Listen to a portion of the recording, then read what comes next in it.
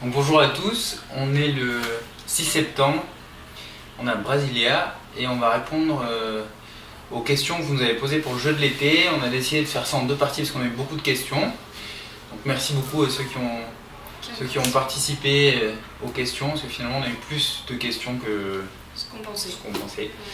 Donc voilà, c'est la première vidéo, on a sélectionné la moitié des questions, on va répondre et puis bientôt on fera une deuxième vidéo avec un chat, avec l'autre moitié des questions. Donc voilà, on va commencer dans les questions là. Vas-y, première question. Donc la question que vous nous avez tous posée, et on comprend, c'est est-ce que ça va pas du tout. Est-ce que vous vous engueulez souvent? Entre vous, c'est comment? La vraie osmose ou quand même des petits désaccords? Est-ce que vous êtes déjà quitté quelques heures pour prendre l'air? Alors oui, on s'engueule. Est-ce qu'on s'engueule souvent? Non. Enfin, voilà, une fois par mois, je sais pas, en gros. Après, c'est surtout sur des sujets assez importants du voyage, donc bon, mais c'est normal, il y a des mises au point un peu à faire de temps en temps. Est-ce qu'on s'est séparés pour prendre l'air? Jamais. Non. À chaque fois, voilà, si on se dispute, ça se règle, on discute, voilà, comme tout le monde, j'imagine. Et non, voilà, on s'est jamais quitté pour prendre l'air. Non, on a eu des gros sujets d'engueulade, c'était sur le budget, parce que ça c'est normal en voyage, c'est toujours compliqué, s'il y en a un qui veut dépenser de l'argent pour un truc ou pas. Il y a eu l'organisation un petit peu, qui prenait les choses en main. Et après non, franchement c'est pas... Non, c'est pas quelque chose de régulier quoi. Vraiment pas grand chose, heureusement.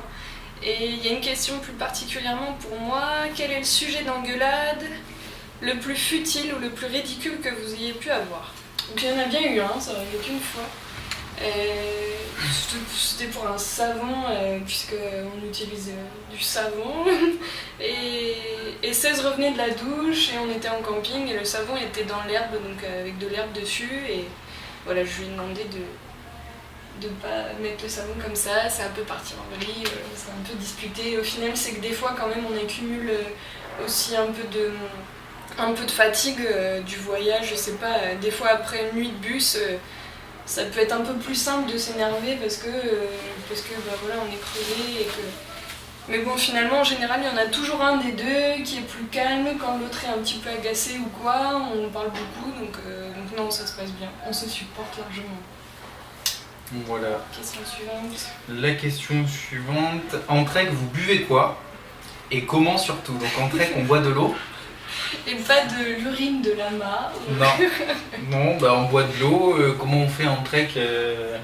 Bizarre cette question. On boit quoi? On boit de l'eau et comment? En fait, on amène de l'eau ou ce qu'on fait, parce que c'est ce qu'il y a de plus lourd, l'eau dans le sac. Et en trek, c'est ce qu'on cherche, c'est d'être le plus léger possible. On prend des petites pastilles de chlore qu'on met dans l'eau. Et puis qu'on purifie, on met une petite pastille, ça fait 1 litre, une demi-heure. Et après l'eau, on peut même prendre de l'eau, ça nous est jamais arrivé, mais on peut prendre de l'eau bien dégueulasse et ça purifie tout dedans. Mais nous on prend de l'eau de rivière au cas où il y ait un animal mort ou qui ait fait ses besoins plus haut sur la rivière pour pas choper la courante. Mais bon, sinon de l'eau et en pastille ou de l'eau achetée au début et puis de la en pastille pour les jours d'après. Voilà. Question d'après.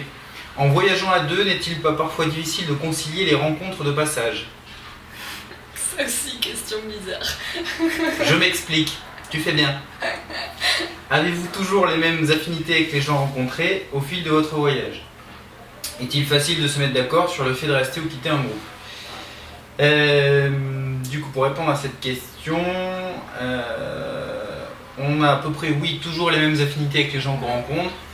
C'est très rarement arrivé qu'on tombe sur des gens où Alice avait envie de rester plus et moi non. C'est même jamais arrivé.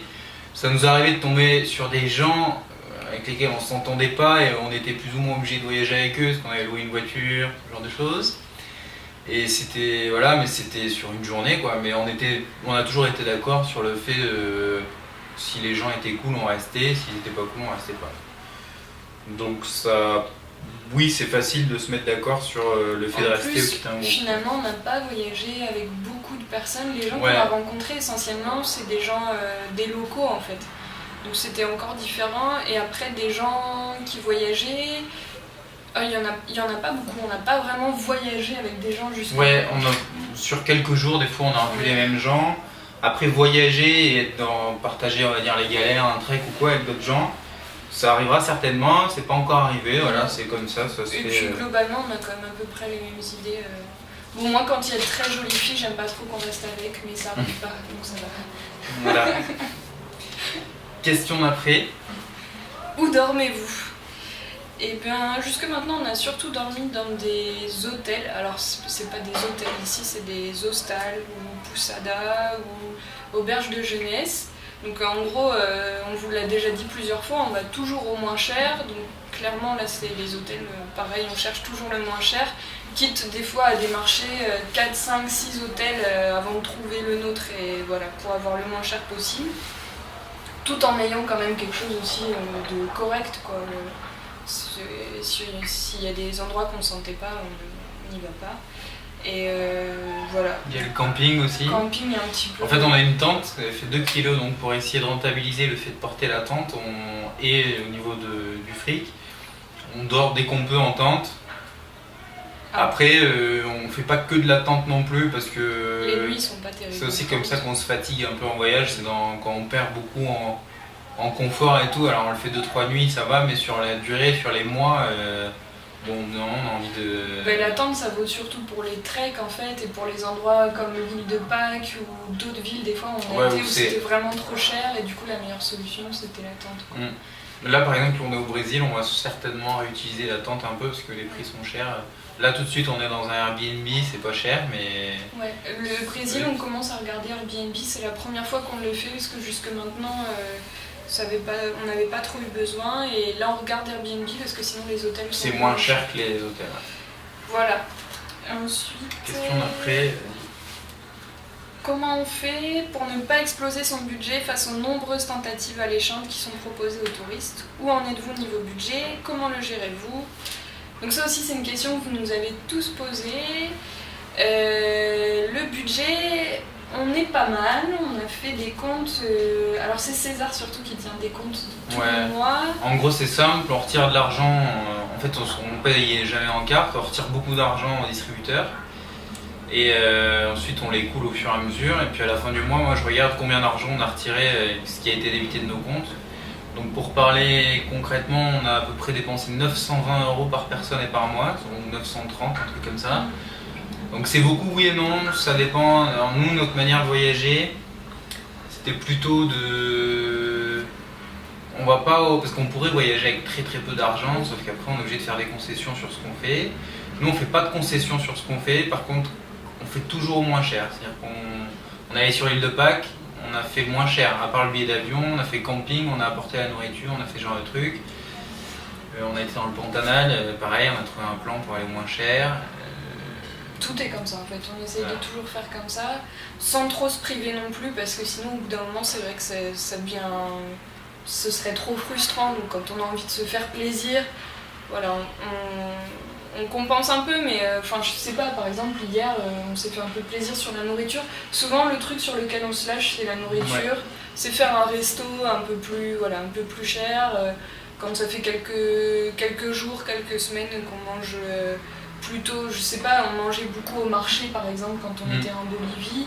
Au bout d'un moment on a envie de changer parce que la nourriture c'est régulièrement la même, on allait dans des c'est là où on est le plus faible aussi, quoi. C'est-à-dire qu'on arrive, on est fatigué, on a le bus, on a faim, on a envie de dormir. Envie de dormir, on a encore de l'énergie pour trouver un truc pas cher, mais par contre la faim, ça sent bon, on s'arrête, on ne demande pas le prix et puis c'est cher. C'est ça. Mais bon, sinon à part ça, le budget pas trop en tout cas, les tentations, c'est pas... Non, il n'y en a pas trop.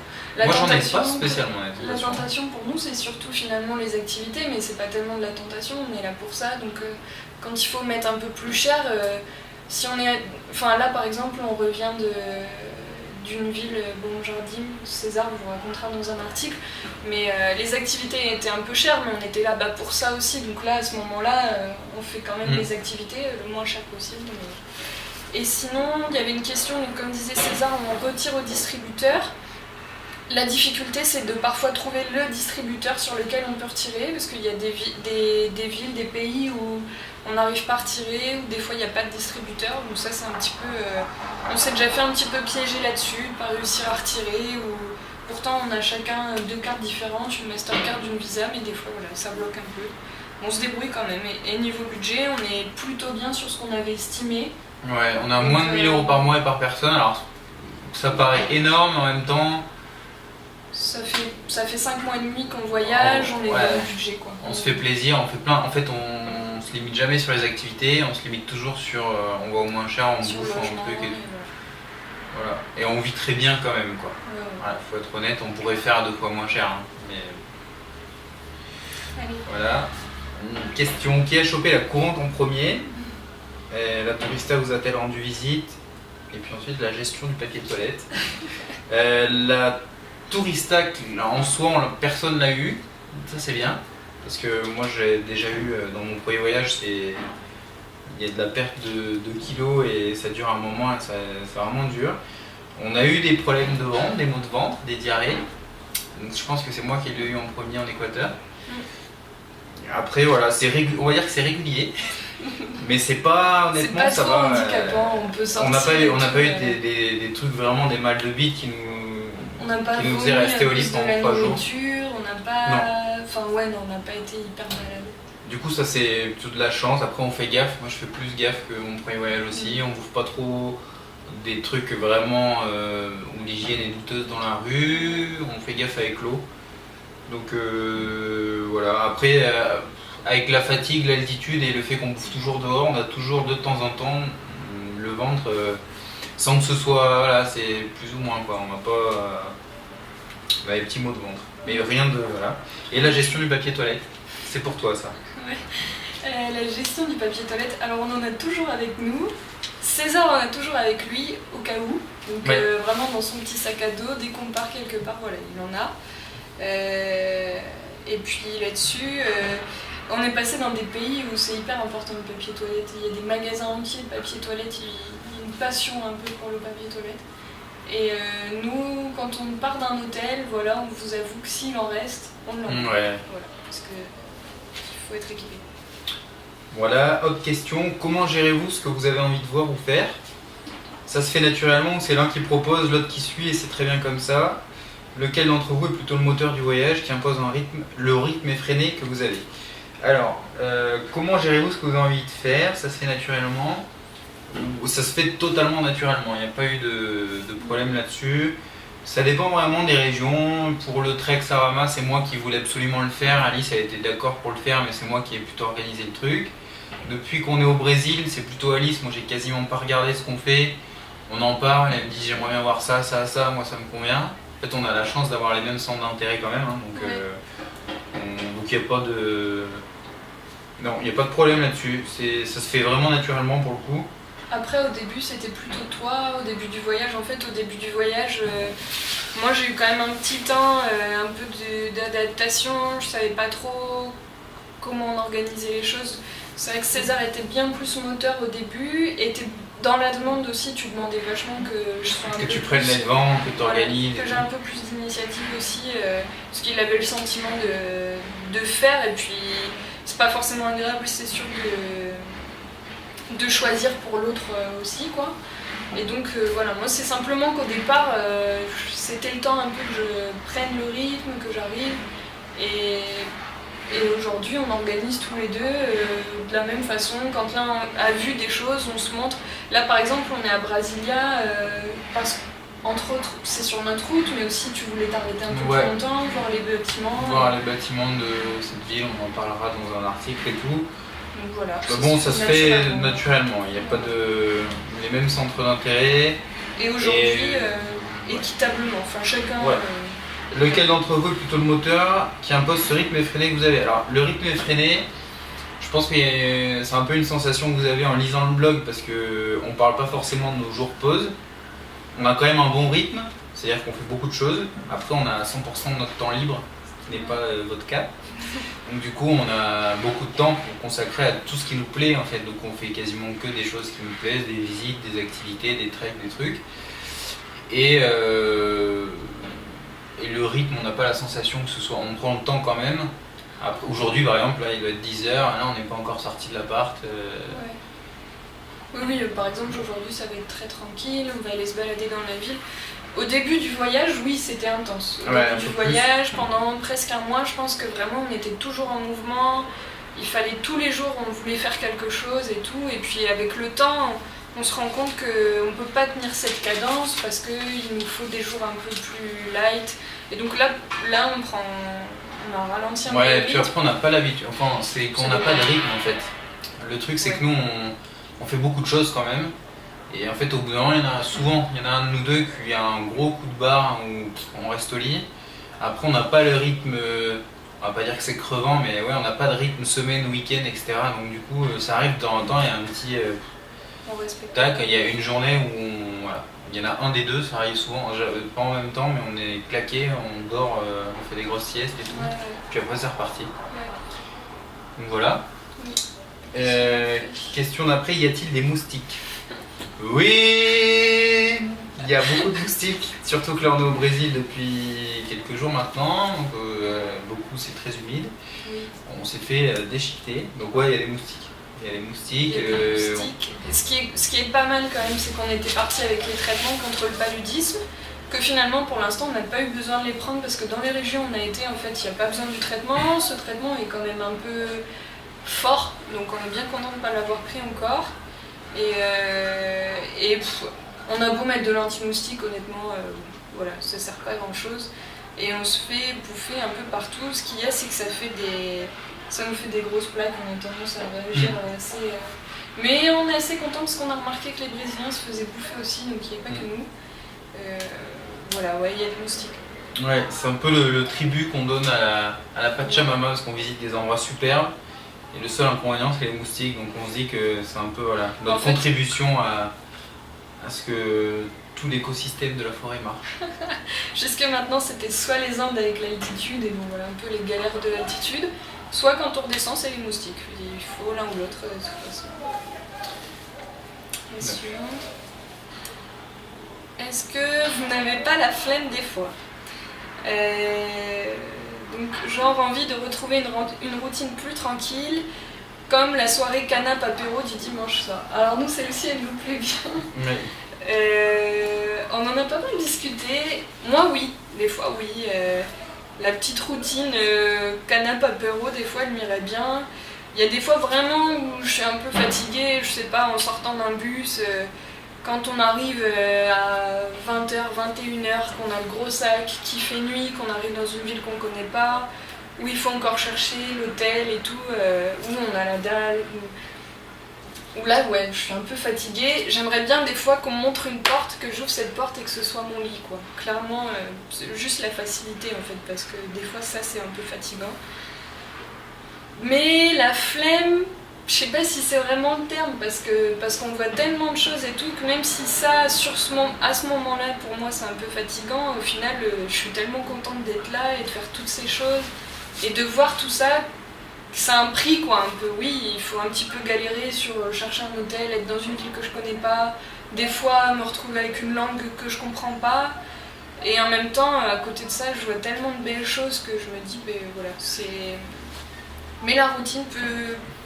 Si, à certains moments ça peut manquer un petit peu, c'est vrai. Et du coup, moi, si j'avais à répondre à cette question, la flemme, non, un petit coup de mou, comme on vous a dit, mais c'est quand même, voilà, c'est une fois par mois, voilà, on reste au lit une journée.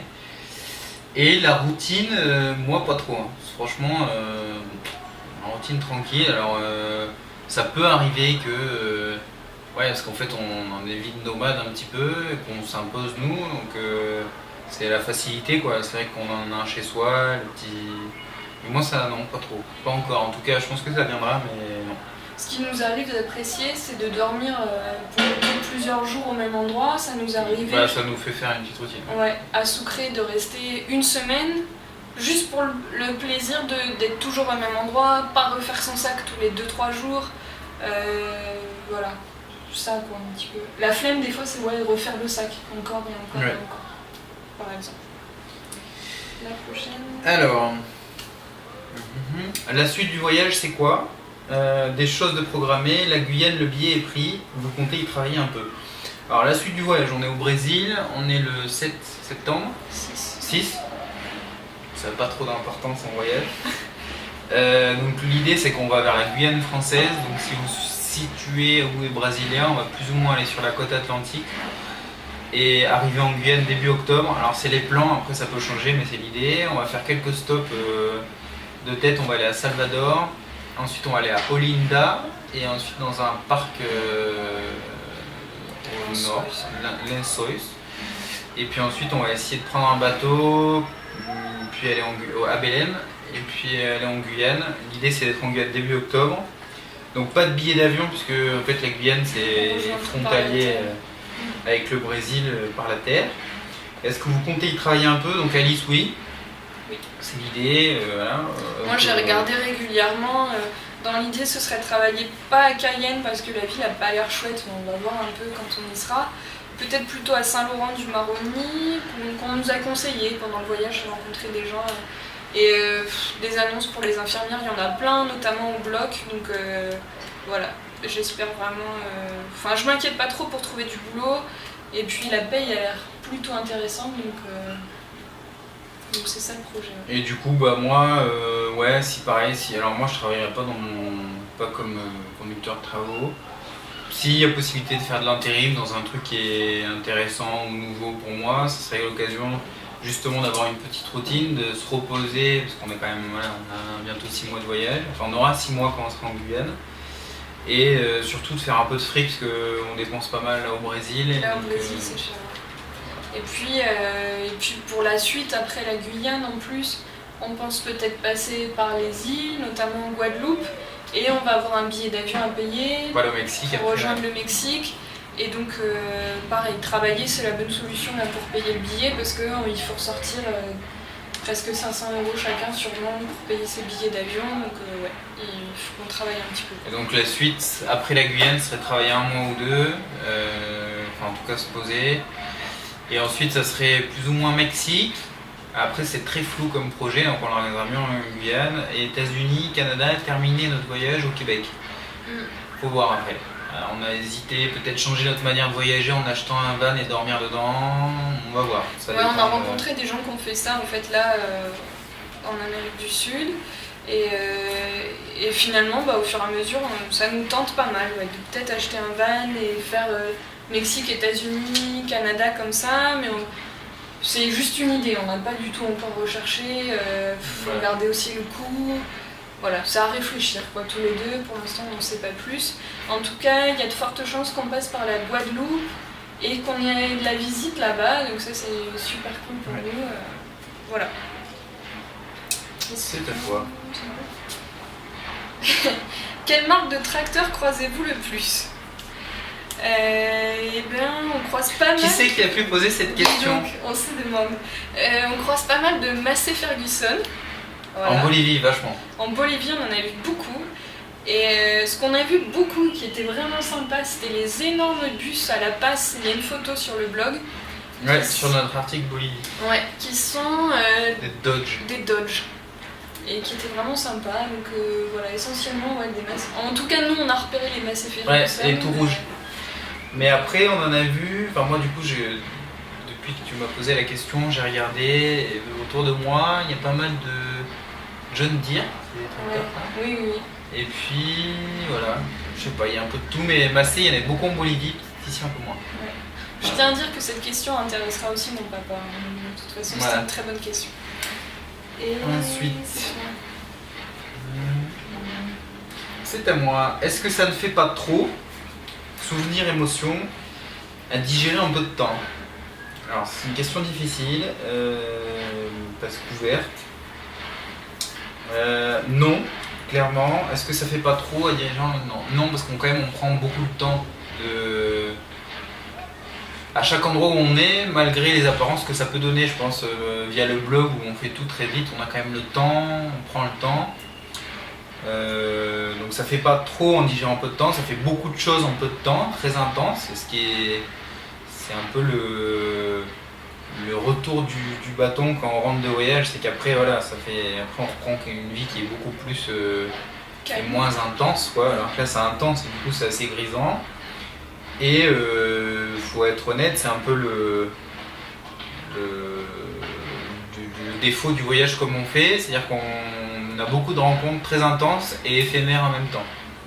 On rencontre des gens à qui on partage beaucoup, on sent qu'il y a beaucoup d'affinités, mais nous, on n'est pas fait pour rester, on continue, donc on a beaucoup de séparations qui sont difficiles. On repart, souvent on rencontre d'autres gens géniaux, séparation et tout. Donc pour répondre à la question, ça fait pas trop en émotion, en souvenir, ça fait beaucoup. Voilà. Moi je dirais, au début du voyage pour moi, si vous vous souvenez, j'avais fait un article où je disais voilà, que le début du voyage avait été un peu difficile. Je crois que pour moi au début c'était trop, ou au moins vraiment beaucoup. J'avais ce sentiment des fois de devoir dire wow, on ralentit parce que j'avais l'impression de m'en prendre un peu plein la tête. Tout était nouveau, donc c'était vraiment très intense. Et puis au fur et à mesure on prend le rythme, on apprend aussi, voilà, on prend les choses un peu différemment.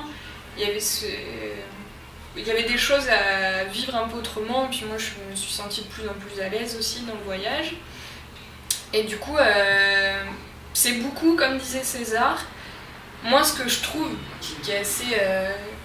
c'est que j'ai l'impression d'être 10 fois plus émotif que d'habitude. Alors déjà, j'ai tendance à l'être un peu. Alors là, des fois, je pourrais pleurer un peu pour rien. Juste des fois de fatigue, ou juste de... On quitte des gens avec qui on a été pendant 3-4 jours, mais voilà, ça a été intense. Et puis, ce qui est particulier dans ces relations-là, c'est que c'est des gens qui sont tellement loin qu'on sait que peut-être on les reverra jamais, donc c'est un peu particulier comme relation. Souvent c'est des gens qui nous donnent énormément alors qu'il y a un peu la barrière de la langue, un peu des fois une barrière culturelle et pour autant on se comprend très rapidement, donc tout ça c'est assez intense. C'est léger. Mais je dirais pas trop, je dirais beaucoup aussi, ouais, pas trop. Et ensuite... Alors ouais. Une anecdote drôle à raconter sur l'autre ou insolite. Une anecdote drôle ou insolite. Une anecdote drôle. Moi sur Alice, c'est sur ses lunettes de soleil. Du coup, elle arrive avec une paire de lunettes de soleil qu'elle a pété dans son sac. Donc souvent quand elle me regarde. J'ai perdu la première. Et voilà, la première tu l'as perdue, la deuxième tu l'as pétée, on en a arraché une, et puis la troisième elle a sorti du sac et... Cassé aussi. C'est cassé. Donc c'était, voilà, c'est les lunettes de soleil. Oui. Ça, plus un petit peu la perte des objets semés dans les bus ouais, et autres. C'est ça, je suis spécialiste et c'est très fatigant. Dernièrement quand même, c'était pas tellement drôle mais ça s'est bien terminé, donc... C'était mes lunettes de vue, on est arrivé au parc Sarama, donc faut imaginer que c'est bien perdu au milieu de nulle part. Et le soir à l'hôtel, juste avant de partir en trek, je cherche mes lunettes de vue puisque je portais mes lentilles. Je trouve pas mon boîtier, je les avais perdues dans le bus. Ouais, finalement. Donc là c'est la panique quoi, j'étais là, je disais César tu te rends compte et tout. Et finalement, le gars de l'hôtel adorable a contacté l'agence, ils m'ont retrouvé mes lunettes.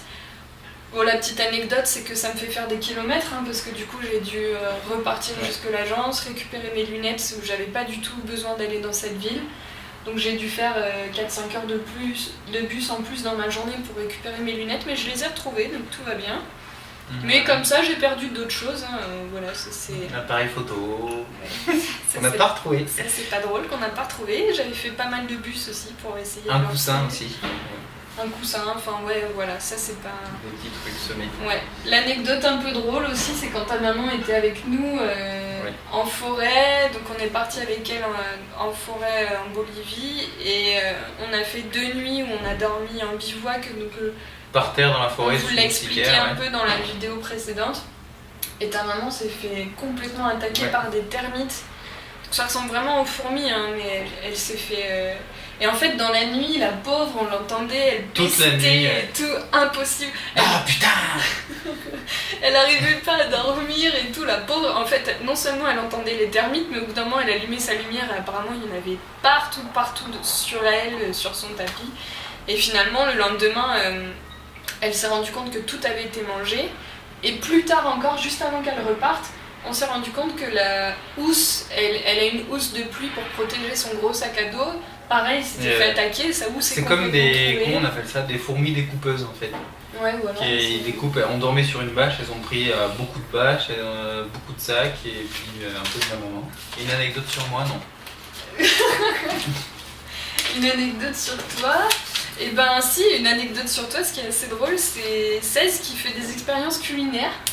Alors il aime bien toujours choisir le plat dont il comprend pas le nom. Mais... Parce que souvent les plats selon la région ont tendance un peu à changer.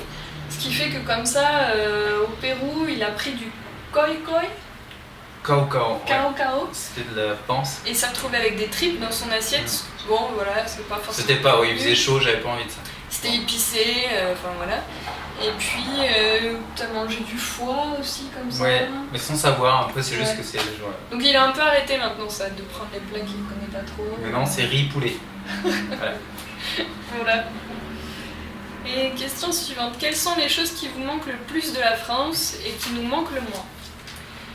Qui me manque le plus, et bah... Je vais pas être hyper originale, mais c'est les amis, la famille. Là, par exemple, cet été, ma famille, tout le monde s'est vu un peu en Bourgogne. Les barbecues avec les copines, quand je sais que mes copines, elles se voient, que les filles font un barbecue ensemble, festival avec Pauline, tous les trucs, en fait, un peu... aller à la plage avec mes copines, ouais, voir ma famille en Bourgogne, voir tout le monde, faire un petit week-end chez mon père quand il fait les foins, tout ça, enfin voilà, ces choses-là. En fait, quand on sait que nos amis un peu se réunissent, tout ça, globalement, on se dit j'aimerais bien être avec eux quand même, même si nous on vit des trucs super, ça fait partie des moments aussi importants pour nous et voilà, il y a un petit côté un peu, on se dit... Et du coup, ce qui me manque le plus, moi, c'est pareil, hein, les week-ends à la maison, les week-ends avec mes potes. Récemment, ils se sont vus pour faire une randonnée et tout. C'est vrai que c'est cool, quoi. C'est des trucs qui me manquent, voilà. Donc ouais, plutôt ça, les amis, la famille, et tout, ouais. la bouffe en général. Hein. Pas que le fromage qui pue, mais aussi. Donc ouais, la bouffe Ouais, la bouffe parce que c'est... En fait, dans beaucoup d'endroits où on passe, en fait, c'est la nourriture. On sait qu'on a une culture de nourriture qui est quand même... qui est très élaborée en France. Mais il y a beaucoup d'endroits comme en Bolivie où manger, c'est satisfaire un besoin physiologique, point, quoi. Donc du coup, à force de bouffer dans des cantines comme ça, dans des trucs en plastique et tout, pas très... ça manque un peu la culture, voilà, un bon repas, servi dans des bonnes assiettes, voilà, on se pose un peu. Voilà, qu'est-ce qui manque le plus? Si je t'avais dit aussi, le fait un petit peu peut-être, alors plus toi, mais de s'habiller un peu bien. Ah oui, On est toujours... Ouais, si, moi c'est ça. Moi avec de la barbe, j'ai 3 t-shirts, enfin voilà. Moi il m'arrive de rêver de mes vêtements, c'est quand même... c'est quand même le signe que ouais, ça me manque un peu... Et encore, moi, au fur et à mesure, là, j'ai quand même récupéré d'autres vêtements et tout. Mais ouais, ça manque un petit peu. On a toujours un peu les mêmes vêtements. Même oui, ça prêtait un peu plus. On n'a pas grand-chose avec nous. Moi, j'ai que des chaussures de rando et des paires de sandales de trek, là. Ouais. Et bon, j'ai pas... Ouais, c'est un peu ça. Bon, après, c'est... Moi j'ai quand même fait ramener de France quelques trucs et tout. Pauline m'avait envoyé des petites crèmes, donc j'arrive quand même, mais ça va, c'est pas non plus une catastrophe. Et ce qui manque le moins, le boulot, ça on était tous les deux d'accord. Ouais, le boulot, moi en tout cas, il n'y a pas de regret, tout ça, le boulot, il n'y a pas de... Non, ça manque pas. Non. Moi ça me gêne pas, je sais que je vais travailler là dans un mois, ça me gêne pas du tout. Mais en soi, je pensais que ça allait me faire bizarre de plus travailler et tout, ça me fait absolument rien. Je pense que vous allez tous le comprendre sûrement. Et après, moi, si j'avais un truc à dire, un truc qui manque le moins, ça serait peut-être... alors sans rentrer trop dans les clichés, en France on est très sur le profit. Et en fait ici on a beaucoup de relations qu'on a du mal à comprendre nous, qui sont... où l'argent rentre pas en jeu, on nous rend des services, on nous donne des choses. Et ces relations-là de profit en France, ça arrive hyper souvent. Je sais pas, moi, tu vas voir un garagiste, ou je sais pas, tu sens que tu vas te faire niquer tout de suite.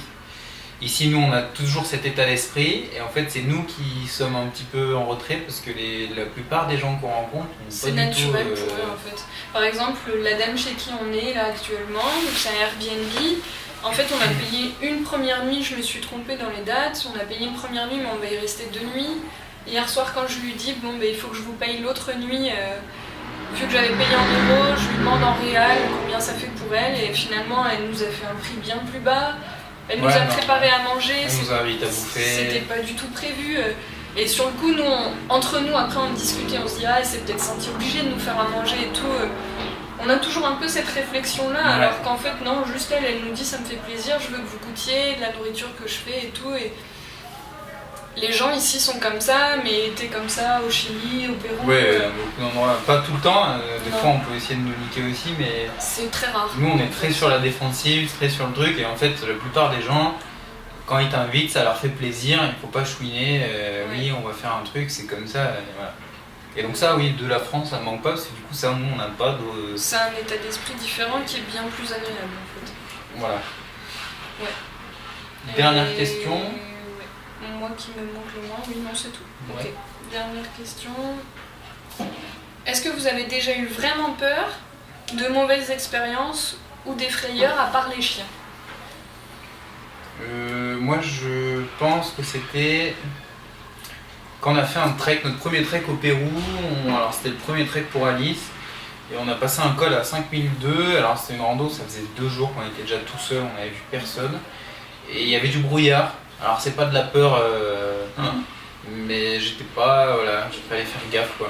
On a passé un col dans le brouillard, ça pouvait vite se gâter avec le vent, la neige et tout, on savait pas où on était. En fait on se repérait qu'avec des cairns, ce qui est complètement con, mais là, ça a marché. Et donc bon, finalement après en redescendant, parce qu'on a passé le col, on est allé sous les nuages, mais bon il y avait un petit moment de, voilà, après de peur, non. Moi j'ai eu peur. En Bolivie, à La Paz, on est allé dans le quartier qui s'appelle El Alto, qui est une ville d'ailleurs, qui est le quartier qui est en hauteur de La Paz, où on savait que c'était un peu plus défavorisé, déjà un peu plus craignos et tout, voilà, on savait ça. Donc on partait déjà avec ça en tête. Donc moi quand on va dans ces endroits-là, j'ai toujours un peu le regard partout, d'ailleurs toi aussi,